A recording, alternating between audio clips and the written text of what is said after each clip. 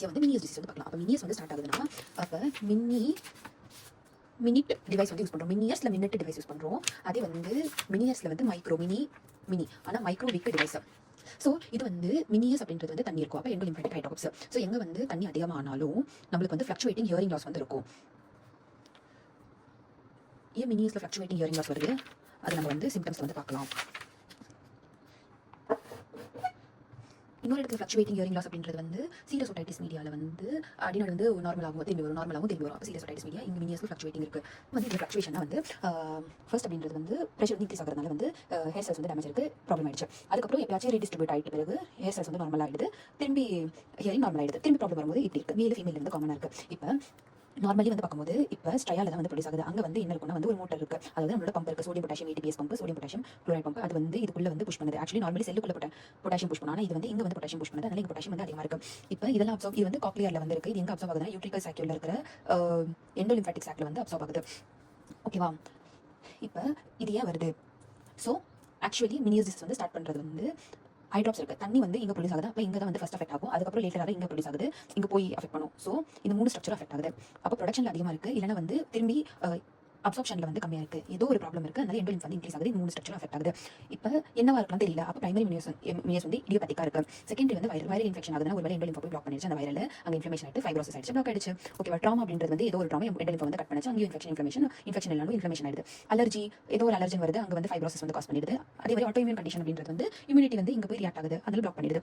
Chromosome 6 அப்படின்றது வந்து short டேர்மில் வந்து HLA குரோமோசோம் இருக்குது. அந்த HLA அப்படின்றது வந்து நம்ம இம்யூன் செல்ஸ் வந்து இம்யூன் டாலரன்ஸ் வந்து இருக்காது. ஓகே, தப்பா வந்து டைவர்ட் பண்ணி இங்கே அட்டாக் பண்ண வைக்கும். நம்ம இம்யூன் செல்ஸ் ஆன்டிபாடிஸ் இங்கே அட்டாக் பண்ண வைக்கும். அதில் ஜெனடிக் இருக்கு. இப்போ பேத்தோஜெனிசிஸ் அப்படின்னு பார்க்கும்போது ஃபர்ஸ்ட் இங்கே என்ன வச்சுக்கணும்னா, இங்கே சொல்றதுக்கு என்கிட்ட இது வந்து பம்ப், இந்த பம்ப் கதை முடிஞ்சிச்சா, இந்த குரோமோசோம் கதை முடிஞ்சிச்சா. இப்போ இங்கே சொல்றதுக்கு வந்து ஆக்சுவலி ஸ்டார்டிங்ல வந்து ரெசினஸ் மெம்பரேன், பெசிலஸ் மெம்பரேன் வந்து கொஞ்சம் ஸ்ட்ராங்கா இருக்கு, ரெசினஸ் மெம்பரேன் வந்து தின்னா இருக்கு, அதுதான் வந்து பல்ஜ் ஆகும். அப்போ இது உடையும் போது ஓகேவா, சடனா வந்து இங்க இருக்க ஃப்ளூயிட் இங்கே வருது. அது ஃபர்ஸ்ட் இருக்கிற சிம்டம்ஸ் அப்படின்றது அது போய் நம்மளோட லேப்ரின்த்தை தான் வந்து அஃபெக்ட் பண்ணும். அப்போ வெர்டிகோ தான் வந்து ஃபர்ஸ்ட் வருது. பல்ஜாக அங்கே வந்து நம்மளோட ஸ்கெலா வெஸ்டிபுலை, அதாவது பெரிய லிம்ஃப்ல வந்து ப்ரெஷர் வந்து சேஞ்ச் ஆகுது. அப்போ குட்டி ப்ரெஷர் சேஞ்ச்லேயும் வந்து நம்மளோட பிரெயின் என்ன சொல்லுதுன்னா வந்து குட்டி ப்ரெஷர் சேஞ்ச்லேயும் வந்து நம்மளோட பிரெயின் வந்து ஆனால் நம்மளோட இது ப்ரெஷர் சேஞ்சஸ் அதனால வெர்டிகோ வந்து ஃபர்ஸ்ட் வந்துருது. அதுக்கப்புறம் இது ரெண்டும் மிக்ஸ் ஆகிறதுனால வந்து ஹேர் செல்ஸ் வந்து அஃபெக்ட் ஆகிறதுனால லேட்டர் வந்து ஹியரிங் லாஸ் வந்து ஆகுது. பிகாஸ் பொட்டாசியம் வந்து ரொம்ப தேவை.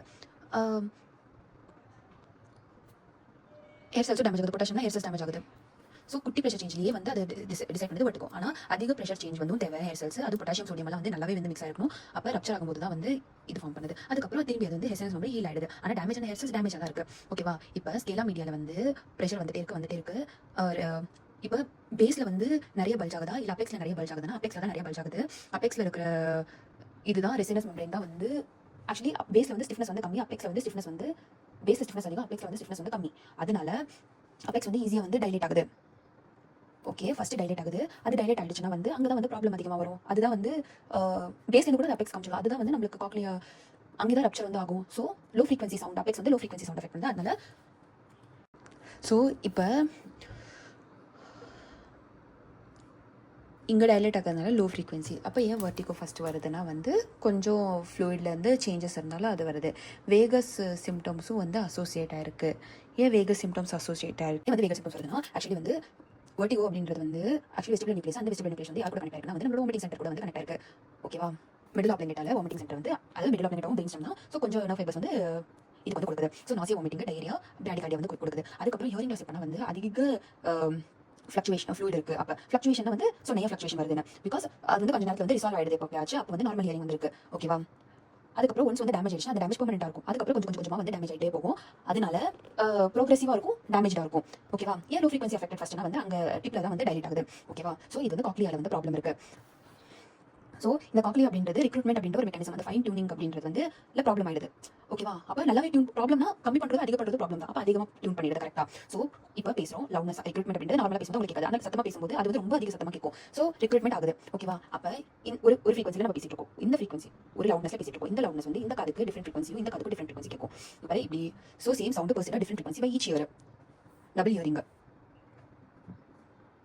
இப்போ சொல்கிறேன் ஏன் வந்து ரிக்ரூட்மெண்ட்டில் என்ன நடக்குதுன்னா ஆக்சுவலி இப்போ ஹேர் செல்ஸ் வந்து டேமேஜ் ஆயிடுச்சு. இப்போ நம்ம வந்து ஒரு ஸ்லோவாக பேசுகிறோம். அப்போ ஹேர் செல்ஸ் வந்து கேட்கவே கேட்காது. லவுடாக பேசணுன்னே எப்பா சாமி நம்மளுக்கு வந்து ஒரு ட்ரிகர் வந்துருச்சுன்னா அப்படின்னு சொல்லிட்டு உயிரோட இருக்கிற ஹேர் செல்ஸ்லாம் அதிகமாக ஸ்டிமுலேட் பண்ண ஆரம்பிச்சிடும். அப்போ நம்மளுக்கு வந்து என்ன நினைக்கணும், அவ்வளோ அதிகமாக நியூரோ டிரான்ஸ்மிட்டர்ஸ் வரதுனா பெரிய சவுண்டாக இருக்கும்னு நம்ம நினைக்கிறோம்.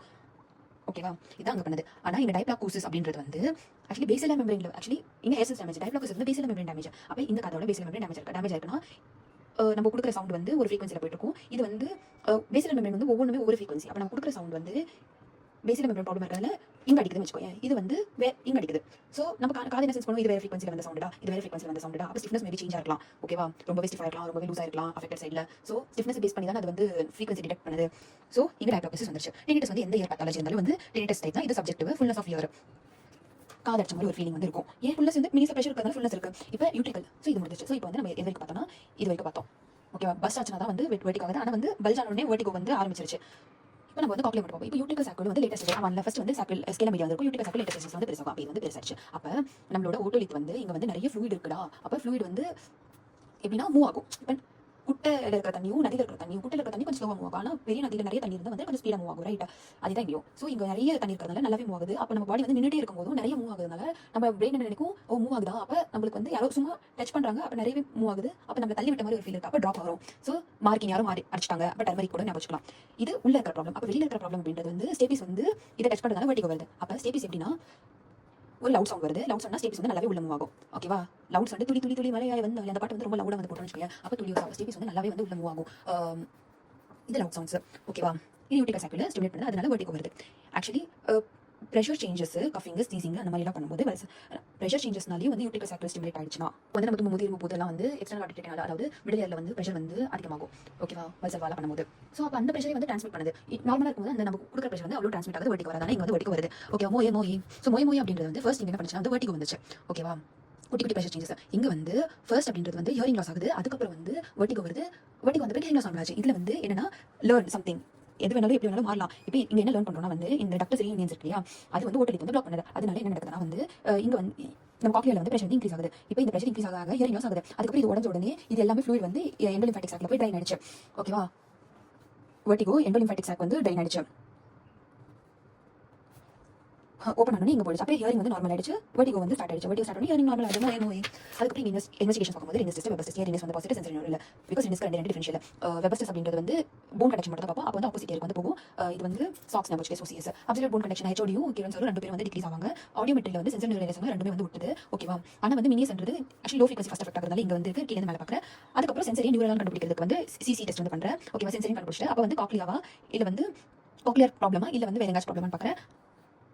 சிசி அப்படின்னு ஃபைன் ரெக்ரூட்மெண்ட். அப்போ usually normally 70 decibel stability reflex வருது. இங்கே வந்து 50 டெசிபிள் வந்ததுன்னா வந்து ஹியர் செல்ஸ் வந்து டக்குன்னு ஆக்டிவேட் ஆகுது.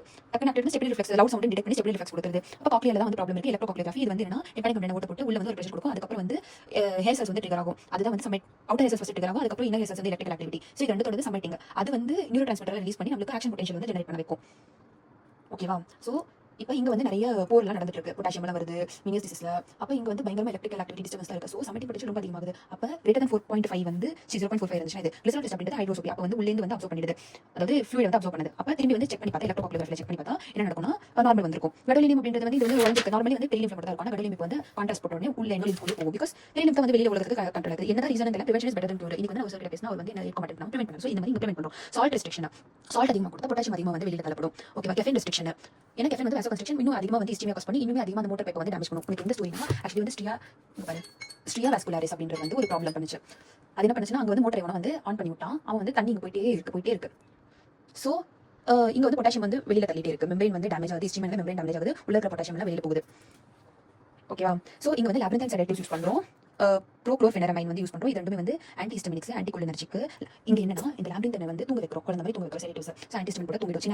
சின்னாரிசின் வந்து அது ஒரு ஆன்டிஹிஸ்டமினிக், ஹிஸ்டமினிக் தான். ஓகேவா, சாரி இது ஒரு ஆன்டிஹிஸ்டமினிக் தான். ஆனால் இது வந்து கால்சியம் சேனல் பிளாக்கர் ஃபங்க்ஷன். ஏன்னா கால்சியம் சேனல் பிளாக் பண்ணிட்டா அங்கே சிக்னலே வந்து போகாது இல்லையா. அதுக்கப்புறம் வாசோடைலேட்டர்ஸ் அப்படின்றது ஹிஸ்டமினால தான் ஒரு காசு. ஓகேவா, அப்போ இந்த ஹிஸ்டமியா நம்ம வரக்கூடாது. வாசோடைலேஷன் பண்ணால் ஹிஸ்டமியா வராது. அப்போ ஏடிபி நல்லா வந்து ப்ரொடியூஸ் ஆகும். அப்போ வந்து பொட்டாசியம் எல்லாம் வந்து எடுத்து ரீஅப்சார்ப்ஷன் பண்ணுது. Beta histidine, nicotinic acid. இது வந்து ஒரு ஹிஸ்டமைன் டெரிவேட்டிவ். நிகோட்டின் அப்படின்றது வாசோகன்ஸ்ட்ரக்டர், அதனால இது கான்ட்ராண்டிகேட்டட். ஸோ இன்ட்ராக்டபிள் வெட்டிகோ அப்படின்றது அந்த குட்டி குழந்தை வந்து சாத்தான மாறிடுச்சு. அப்போ நம்ம என்ன பண்ணுவோம்னா இப்போ இதுக்கு காக்லியர் ப்ராப்ளமா இல்லை இதுக்கு ப்ராப்ளமா அப்படின்னு பார்க்குறோம். ஓகேவா, ஸோ ஹியரிங் வந்து இன்னும் அஃபெக்ட் ஆகல, ஒன்லி வெர்டிகோ மட்டும் தான் இருக்குது. ஹியரிங் இன்னும் அஃபெக்ட் ஆகல, ப்ரெஷர் மட்டும் சேஞ்ச் ஆகிட்டு இருக்கு. அப்படின்னா நம்ம என்ன பண்ணுறோம்னா ஃபர்ஸ்ட் வந்து ஒரு இந்த மைக்ரோவிக் விண்டோ வழியாக நம்ம வந்து ட்ரக் வந்து கொடுக்குறோம். அதனால என்ன நடக்குதுன்னா மைக்ரோவிக் விண்டோனால வந்து ட்ரக் கொடுத்துட்டு இருக்கோம், ஸ்டீராய்ட்ஸ் கொடுக்குறோம். ஓகேவா, அதுக்கப்புறம் ஜென்டாமைசின் கொடுத்து ஹேர் செல்ஸை சாவடிக்கிறோம். அதாவது நம்ம வெஸ்டிபுலர் ஹேர் செல்ஸை சாவடிக்கிறோம். அதுக்கப்புறம் இங்கே வந்து இதுவும் இன்னும் இம்ப்ரூவ்மெண்ட் இல்லைனா நர்வ் வந்து கட் பண்ணுறோம். ஒருவேளை ஹியரிங் ப்ராப்ளமாக இருந்துச்சுன்னா வந்து தூக்கிடு. ஓகே, இப்போ ஆக்சுவலி நம்ம வந்து ட்ரைனேஜ் வந்து ஃபெசிலிட்டேட் பண்ணுறோம். அப்போ இந்த ப்ரெஷர் வந்து கொடுக்கறதுனால அந்த போய் அழுத்தும், அதனால ட்ரைனேஜ் நல்லாவே வந்து ட்ரைனேஜ் ஆகிடும், தள்ளி விடும், அதனால தண்ணி வந்து வெளியே போயிடுது. இங்கே வந்து நம்ம வந்து டொனால்ட்சன் லைன் இருக்கு இல்லையா, அங்கே வந்து அந்த போனை வந்து பிரிச்சு விட்டா லேப்ரின்த் வந்து நல்லாவே எக்ஸ்பேண்ட் ஆகும். இது வந்து எண்டோலிம்ஃபேட்டிக் சைட் டிகம்ப்ரெஷன்.